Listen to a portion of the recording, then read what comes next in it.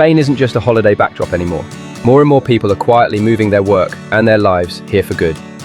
If you've ever caught yourself thinking, maybe I should do the same, here's what it really takes.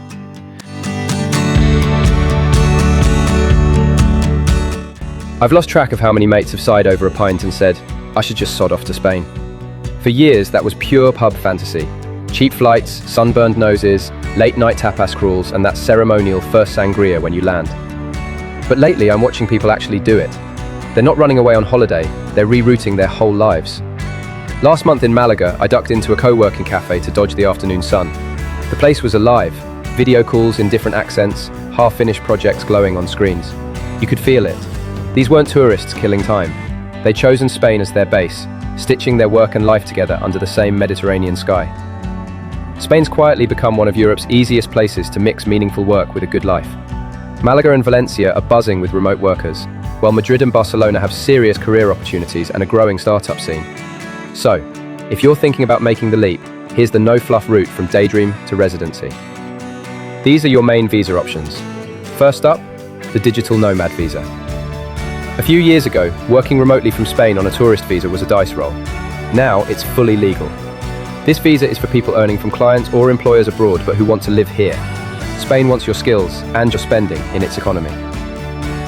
For 2025, Spain's SMI, that's the national minimum wage, is €1,381 per month over 12 payments. The digital nomad visa requires 200% of SMI, which works out to €2,762 per month for a single applicant. If you're bringing a dependent adult, add 75% of SMI, €1,035 per month. Each child, add 25% of SMI, €346 per month. Your clients or employer must be outside Spain. You'll also need private health insurance and a clean criminal record. Apply at your local consulate or from within Spain. Once approved, you'll need two things. Your NIE, your foreigner ID number. You'll need it for banking, rentals, taxes, basically everything. And your TIE, your residency card. The digital nomad visa gives you 1 year when you apply from abroad. After you arrive, you can switch to a 3-year residence permit, renewable in 2-year chunks. Next up, the entrepreneur visa. Spain isn't chasing billion-dollar unicorns. They want founders who actually build something real. A friend in Valencia put it perfectly. They don't want hype, they want proof. Here's what you need. A business plan in Spanish showing innovation or economic impact. Proof that you can execute it, so your CV or relevant experience. Private health insurance and a clean criminal record. Meet IPREM, the income benchmark for Spain, set at €600 a month in 2025. You need the full 100% for yourself and 50% for each dependent. Think of it as Spain's way of saying, yep, we just want to make sure you've got enough cash to actually live here.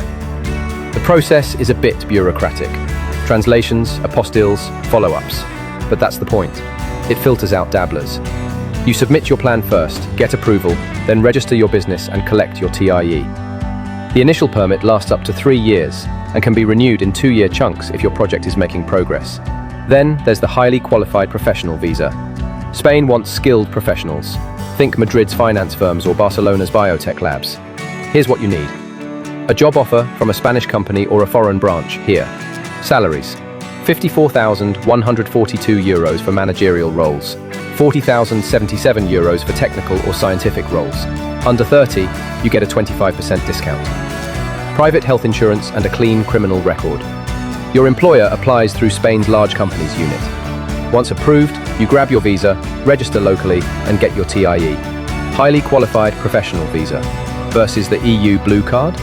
Spain barely issues blue cards. So unless you're planning to hop around Europe soon, highly qualified professional visa is simpler. Next is the classic standard work visa for non-EU hires.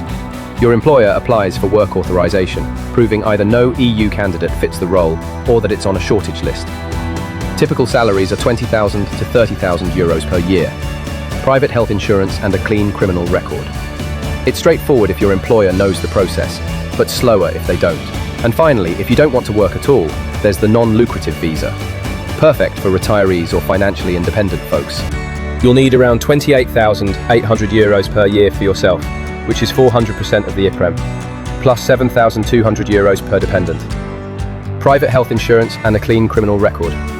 You cannot take a local job, but you can enjoy the lifestyle. The non-lucrative visa is valid for 1 year and renewed every 2 years. The golden visa for big investors? Unfortunately, that's closed as of April 2025. Existing holders can renew, but no new applications. Spain isn't going anywhere, and neither should you be in a rush. Bring extra copies of everything. You'll thank me later. Plan your taxes too. 183 days in Spain, and boom, you're officially a tax resident. And seriously, hire a gestor.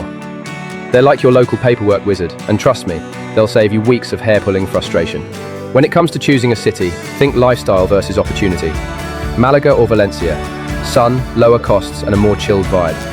Madrid or Barcelona, corporate energy, startups, and bigger career moves. Get your paperwork right, and suddenly Spain isn't just a holiday backdrop. It's a place where you can actually build something meaningful. The nomad wave here isn't slowing down, and we're keeping a close eye on it at Meridion.